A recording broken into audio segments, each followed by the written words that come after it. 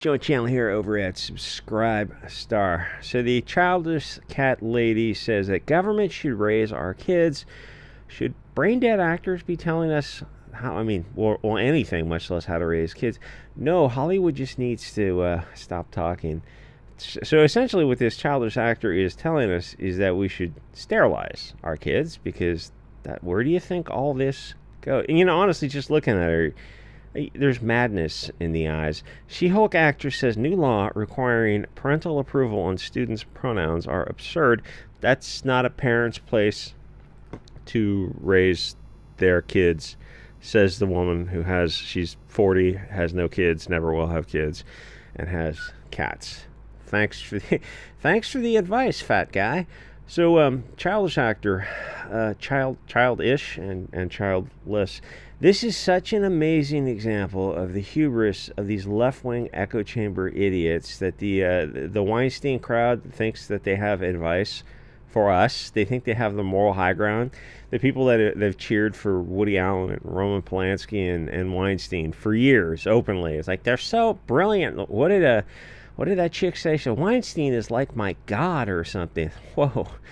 Holy Maria Abramovic. So what happened was, in the beginning, they planted the seeds of this latest psych op from our lizard puppet masters to disrupt society and lower birth rates of the population so they could substitute them.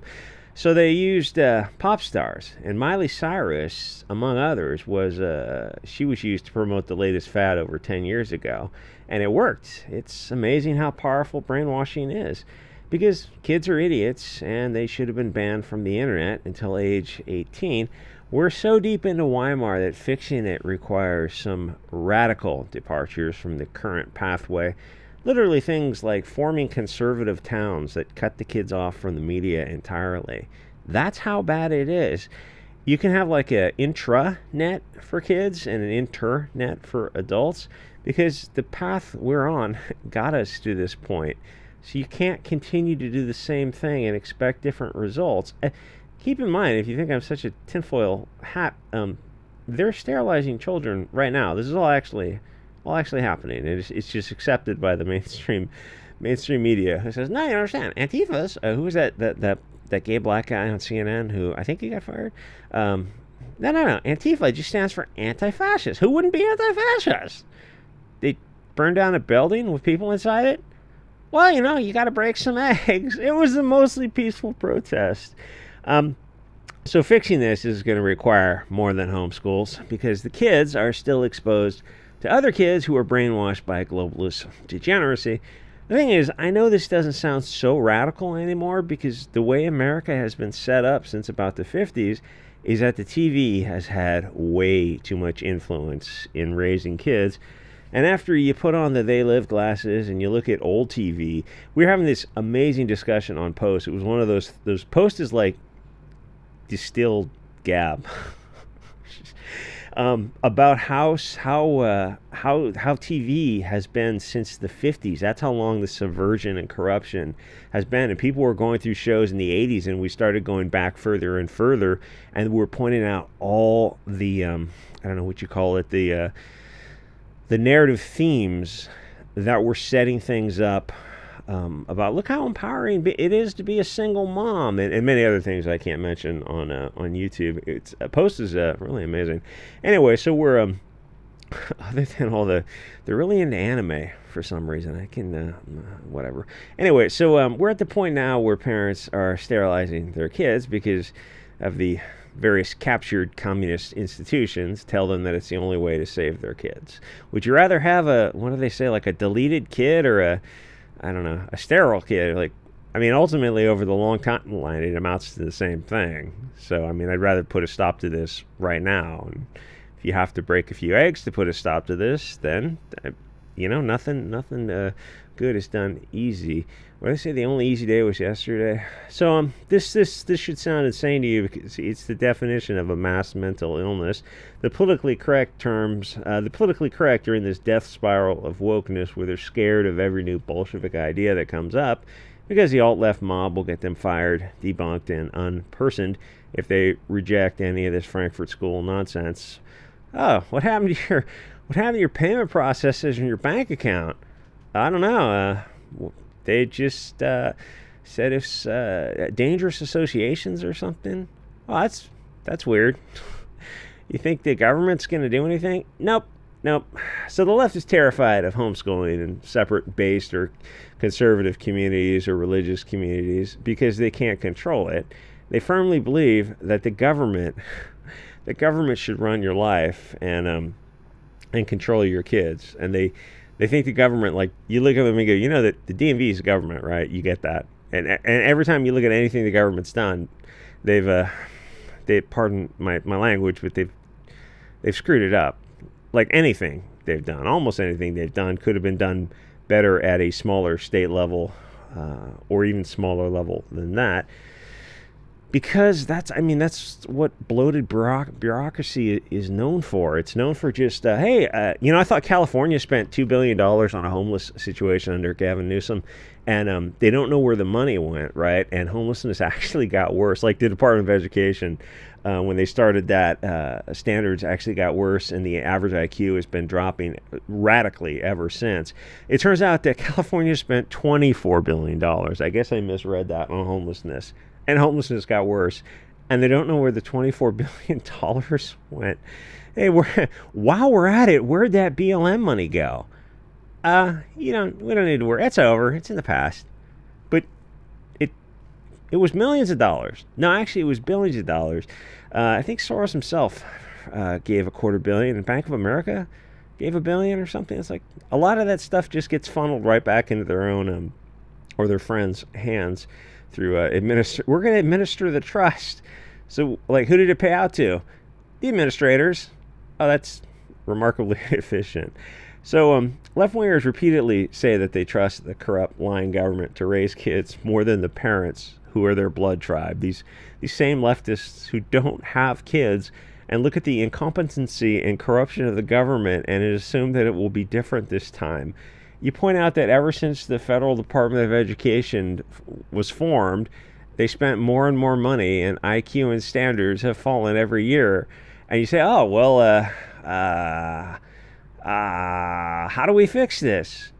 You don't. You just kept throwing money at it. To fix it is to end it and let states or let individual parents handle their own education. But people are too dumb to run their own, and that's the truth. Is they think people are too dumb. Well, here's the thing: when you put power back in people's hands, there's going to be a rough adjustment period, and then people figure things out, and they set up local community schools, and they go, "Why? But they could teach them anything they want." Is it better than having a captured globalist government teach the kids that they're actually the opposite sex? You think that's better to sterilize kids? There's nothing worse. I mean, if the option on one hand, and it is going to a government school and sterilizing your kids, or at least where that's on the table, and you go, what's the other option? It doesn't matter what the other option is. Homeschooling, local, put an air conditioner in a garage and teach a half a dozen kids at a time, like one on every street type of thing. Whatever they do is going to be better when the alternative is putting your kids on cross-sex hormones and sterilizing them. I mean, what would be worse? Like sacrificing them to Moloch? It's like, what do you think sterilizing them is? Anyway, so the left-wing answer to anything is always more diversity and more taxpayer money will fix it because their beliefs come from globalist media brainwashing. The deep schism is the difference between found family, severed roots, government-dependent community of the Bolsheviks compared to the nationalist family based on blood, travel, connections, natal, and less government dependence and more family dependence, a centralized versus decentralized issue. When Hillary Clinton in the 90s said it takes a village to raise a child, yes, a village of your own people. The left wants a central power and the master-slave top-down approach. And so far, they use the Hegelian dialectic, I think it's called, to achieve this. They have a solution they want, an all-powerful authoritarian Fed power and police force controlled by them with a puppet figurehead like Biden, which, if you saw his debate, should finally given you a clue that he doesn't run anything important. His cabinet does. And if you want to be entertained, ask them if they want free speech and then watch them start to squirm. They don't want speech for you because they know better than you what is good for you. It's why they got Nina Jankowicz. And literally, not figuratively, a Ministry of Truth office of the federal government. That happened, and people just kind of, there's so many effed up things happening that people just kind of blow past them. And no, let's make a map of this path to Weimar. But to get them to their end goal, they created the conditions needed to have the people realize that there is no choice. Things like open borders or the Soros district attorneys. And what did Kim Fox say when there was a shootout between gangs? She goes, it's mutual combat, so we're not gonna prosecute it. Oh, and Soros pay like $500,000, $600,000 for your campaign. So this is their end goal, is to make things really, really bad with soft on crime policies and close police departments while violent crime skyrockets. They talked about social workers for the past 4 years to replace the police unarmed social workers. Good luck with that. Well, we're carrying for our own protection, and we're gonna have body armor. We're gonna have cars to identify us, and we'll probably have identification cards that look like stars. And it's like, okay, so you're just gonna call yourself the community force? Yeah, yeah. And it's like the transition from police to the police probably cost $1 billion. So they talked about the social workers, but only one town actually tried it. They call themselves like sanctuary cities, but then they don't actually build taxpayer-funded homes for illegals, so they end up living on the streets. And then when other states send them the illegals, they lose their effing minds. Whereas that New York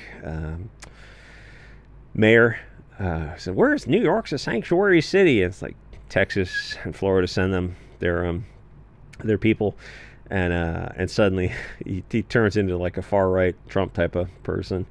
And what happened with Martha's Vineyard? They say they love diversity, but they mean they love it for your neighborhoods, not in your neighborhoods, in their neighborhoods, because they deported those people in one day. One day they were sent out of the wealthy people's homes and in your area. Anyway, conditions get bad on purpose to usher in a anarcho-tyranny police state with selective application of law, i.e. against whites, Christians, conservatives. Anyway, like, comment, subscribe, and I'll see you guys all next episode.